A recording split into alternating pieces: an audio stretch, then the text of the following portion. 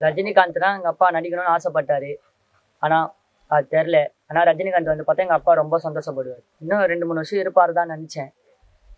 சரி பார்த்தா விநாயகத்தில் நாங்கள் பேசியிருந்தோம். அப்பா 2 பேர் எல்லாம் ஒரே மாதிரி ட்ரெஸ்லாம் போட்டுக்கலான்னு மீட் பண்ணியிருந்தோம், பேசியிருந்தோம். சாப்பாடு போகிறதுக்கு விஐபி கார்டுக்கெல்லாம் சொல்லியிருந்தோம். சரி பண்ணுறேன்டா அப்படின்னாரு. பார்த்தா நேற்று தவறு அம்மா சொல்லிட்டோம், நான் உங்களுக்கு சைக்கிள் வாங்கி தரேன்டா, என்ன வேணுமா கேள்வி நான் வாங்கி தரேன்டா அப்படின்னாரு. சொல்லிட்டோம், நான் நாளைக்கே சைக்கிள் வாங்கி தரேன். நான் சொன்னேன், இப்பெல்லாம் உனக்கு சைக்கிள் கொடுத்துட்டு எங்களெல்லாம் வயிற்றுல இது பண்ண முடியாதுப்பா, நீ +2 முடி, நான் உனக்கு வண்டியே வாங்கி தரேன். நான் சொன்னேன். ரமேஷோட தம்பி ராஷ்டி தம்பி நைட்டு 11:30 மணிக்கு ஃபோன் வந்தது. வந்து பார்த்தேன், மூச்சு பேச்சே இல்லை. எழுப்பி பார்த்தேன், ஒன்றுமே இல்லை. ஆம்புலன்ஸுக்கு ஃபோன் பண்ணோம். ஆம்புலன்ஸ் வந்து அவங்க 1 ஹவருக்கு முன்னாடியே இறந்துட்டாரு. இல்லை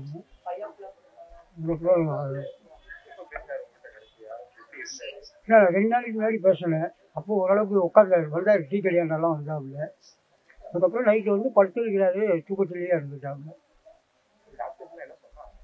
உள்ள கல்லீரல் போயிருக்கு அப்படின்ட்டு அவங்க ட்ரீட்மெண்ட் பார்த்துட்டு தான் இருந்தாங்க. பண்ண முடியல, வீட்டிலே இருந்துட்டாப்புல. நான் நேற்று பேசுகிறேன், ஞாயிற்றுக்கிழமை என் ஒய்ஃபுக்கு அடிபட்டு இருந்தது, கை எப்படி உடஞ்சதுன்னு கேட்டாப்புல. லாஸ்ட்டாக என்கிட்ட பேசின வார்த்தை அதுதான்.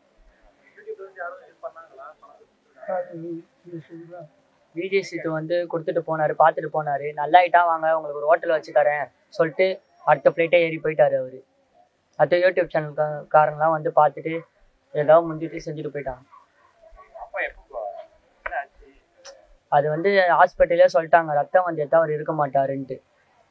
இப்போ முந்தானத்துலாம் கூட்டின்னு வந்தோம், பார்த்தா நேற்று நைட்டு இறந்துட்டார். தூக்கத்திலே அப்படி இறந்துட்டார் போல. 11 மணிக்கு நாங்கள் மேக்ஸிமம் பார்க்குறோம். இதோ நேற்று சாயந்தரம் ஒரு மதியானம் மடியில எல்லாம் என் மடியில பார்த்தாரு. என் பேர் வந்து டைரியில எழுதி வச்சாரு, கிஷோருன்ட்டு. எதெல்லாம் சொல்ல, உன் மடியில பத்துக்கிறேன் இப்படி சேகை காட்டினாரு. பாப்பா பத்துக்கன்னு சொல்லிட்டு படுக்க வச்சு ஜூஸ்லாம் கேட்டா ஜூஸ்லாம் வாங்கி வந்து கொடுத்தேன். ஆப்ரேஷன் பண்ணணும்னு சொன்னாங்க. ஆப்ரேஷன் பண்ணால் அவர் உடம்பு தாங்காது சொல்லிட்டா நாங்களாம் பண்ண வேணாம்னு சொல்லிட்டோம். இப்படியே இருக்கட்டும் அப்படி விட்டோம். பார்த்தா நேற்று தவறிட்டார். அதான் ஃபஸ்ட்டு ஒரு மீடியாவில் சொல்லியிருக்காரு, என்னை இன்ஜினியர் ஆகணும் ஆசைப்பட்டாரு. அதுதான் அப்படி சொல்லியிருக்காரு, இன்ஜினியர் ஆகணும்.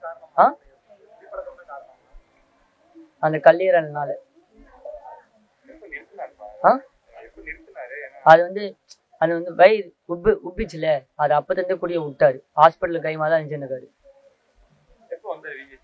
விஜய் சித்து ஒரு 2 மந்த் இருக்கும் வந்து பார்த்துட்டு போனது. நான் மனைவி மோகனா பாத்தீங்களா, வீட்டுல இமையம் தெரிஞ்சிருச்சு பாத்தீங்களா?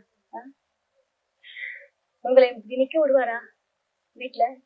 அவங்கள பாரு இவங்கள பாரு, டீ கொடு, காசு கொடு, 500 ரூபாய் கொடுத்தாலும் வாங்கிடுவாரு. 1000 ரூபாய் கொடுத்தாலும் வாங்கிடுவாரு. சின்ன பட்சத்தினாலும் பரவாயில்ல, பெரிய பட்சத்தினாலும் பரவாயில்ல, காசு கேட்க மாட்டாரு. பேர் எவ்வளவு பேர் சம்பாதிச்சுட்டா இருப்பாரு.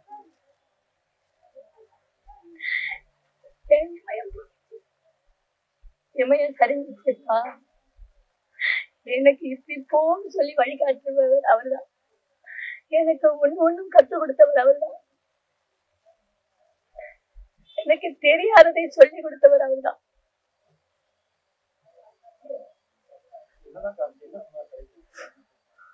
அவரு பேசலையே கடைசி இந்த இறக்குற நிமிஷம், அந்த 10 நிமிஷம் பேசலையே. லிம்கா வாங்கினாரு. லிம்கா வாங்கிட்டு வச்சுட்டு நான் என்ன பண்ணேன், நேற்று ஃபுல்லாவே சமைக்கல, மனசு சரியில்லை. நேற்று ஃபுல்லாவே சமைக்கல, இட்லியும் வெங்காயம் சட்னி அரைச்சு அதோட விட்டுட்டேன். காலையில இருந்து அதே நைட்டு வரைக்கும் வந்துட்டு கிருஷ்ண ஜெயந்தி சும்மா கோயிலுக்கு போயிட்டு அந்த பிளட் மட்டும் டவுன் வந்து கொடுத்தேன் அவருக்கு. எனக்கு கீழே பெட்டு வேணாமா, இன்னைக்கு நான் பெட்ல படுக்கல, கீழே வந்து பெட்ஷீட் போட்டு தலைக்கணி போட்டு நான் படுக்கிறேன், அவ்வளவுதான். அதுக்கப்புறம் ஒரு போன் கால் வந்தது, பேசிட்டு நான் வச்சுட்டு சார்ஜ் போடலாம், ஒரு 10:45 11 10 இருக்கும், சார்ஜ் போடலான்னு போட்டேன். தெரியாம கால் வச்சுட்டேன். அவர் கால் இவ்வளவு பெருசு இருக்கும், நம்ம தொட்டாலே கத்துவாரு.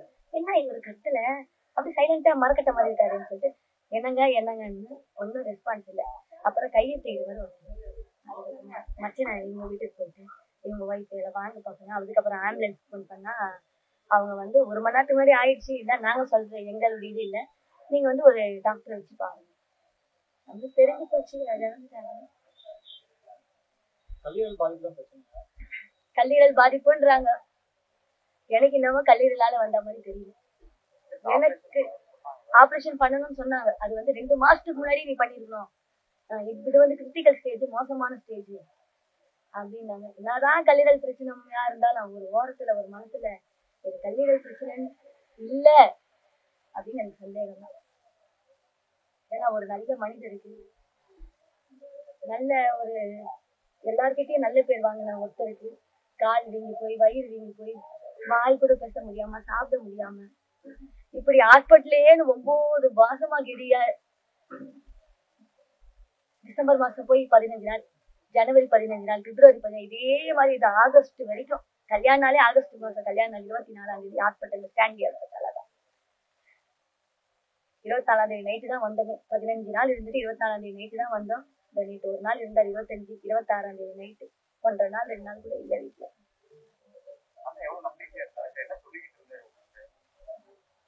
அடுத்த வருஷம் கல்யாண நாளுக்கு நான் இருக்க மாட்டேன் அப்படின்னு காலைல கூட அதான் சொல்லி இருந்தேன். பெரியவங்க காலைல கூட அதான் சொல்லுவேன், எப்பா நீ நல்லா இருப்பா, வாயை மூடுப்பா, நீ இப்படி சொல்றவன்னா 3 வருஷம் 4 வருஷம் இருப்பாங்க அப்படின்வாங்க. நான் நம்பல, இவரு இறந்துட்டாரு, இவரு வந்து செத்து போயிட்டாரு, நான் நம்பல.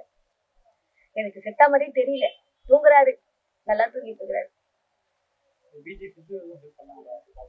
அதான் இந்த அட்மிட் இல்லாம போன அட்மிட்டுக்கு வந்து ஒரு 50,000 ஒரு ஹாஸ்பிட்டல் செலவுக்கு, அந்த ஒரு 2 மாசம் ஹாஸ்பிட்டல் செலவுக்கு வச்சுக்கோங்க 50,000.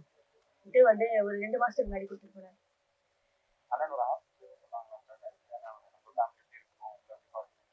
பையன் படிப்பு, பையன் பூரா நான் என்ன மேனகான்னு என் பேரு தான். ஆனா பையன் இந்த கடைசி இந்த 2 நாள் பையன் தான். பையனுக்கு எதுவுமே செய்யாம நான் போறேன். அவன் நம்மள நம்பி பிறந்தான், அவனுக்கு ஒண்ணுமே செய்யல. அவன் படிப்புக்கும் நான் எதுவும் சேர்த்து வைக்கல.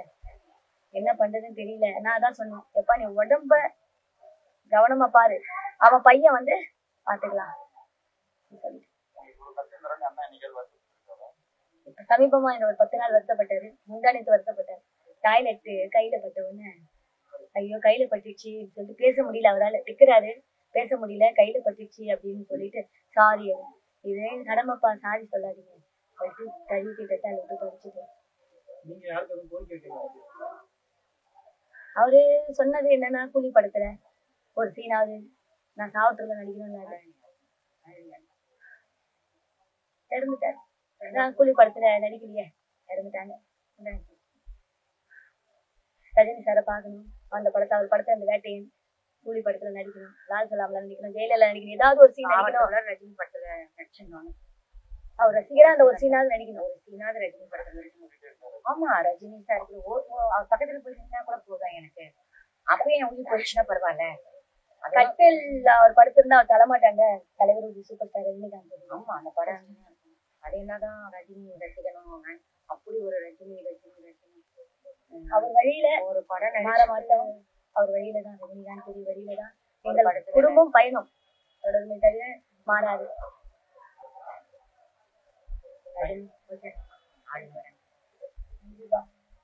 இது வந்து என்னைக்குமே மாறாது. நன்றி, வணக்கம்.